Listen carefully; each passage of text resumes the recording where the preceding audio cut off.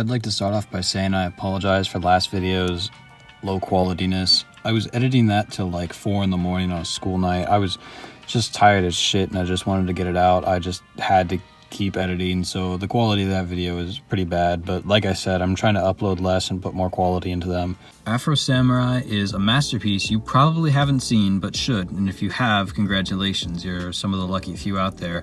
I wouldn't call it indie so much as people just don't talk about it, and I understand because it's short, there's not that much content in it, but the content that is in it packs a fucking punch. For context, my boy brought it up one time and I decided to watch it, so I got my other boys involved in it and then we watched it, and now I'm making a video about it because I have to let other people know. I watched it blind with them and we all had a really great time watching it, so if you can do that, maybe do that and watch it blind with some friends, because it's really just a masterpiece, from all the goofy sound effects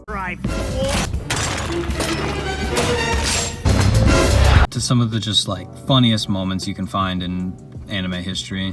As far as like the story goes, I'm sure there's a deeper meaning behind it, one that you'd really have to go full game theory into, and on surface level it is kind of a heartwarming story about redemption and following your dream and determination, but honestly, if you really put the pieces together, I think the ending's kind of darker than you would expect, but that, you know, I didn't really watch it for the plot. On top of all that, the animation reminds me of a sort of more gray Cowboy Bebop. Like, the animation itself was actually beautiful at times. Like, I kind of wish this animation could have my kids. I want to fuck the animation so bad. It's so good. But, to be honest, it just really, after a little while, this sort of color that everything has to it, where it's just all sort of gray and grimy, you get sort of sick of it after a little while, but it is just, that animation is so beautiful. I should also take this moment to establish that we really do need to settle this whole thing between dubbed and subbed, because I don't really care, but as far as the show goes, you have to watch it in dubbed. Name one other anime that Samuel L. Jackson is in that actually like has a good performance. Like, he sold this show the whole time. It's so much fun with him. Hey, is that a motherfucking RPG? You got a motherfucking RPG? A RPG in a motherfucking backpack?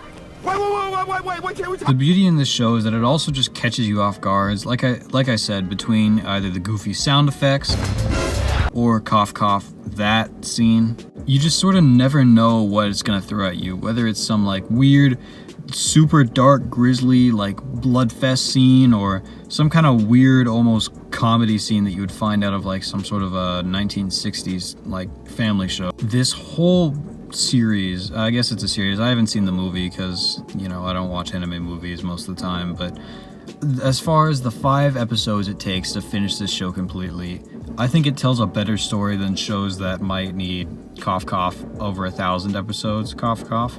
It's just, like I said, it's so beautifully well done. It's worth every second that it takes to watch it, which isn't very many.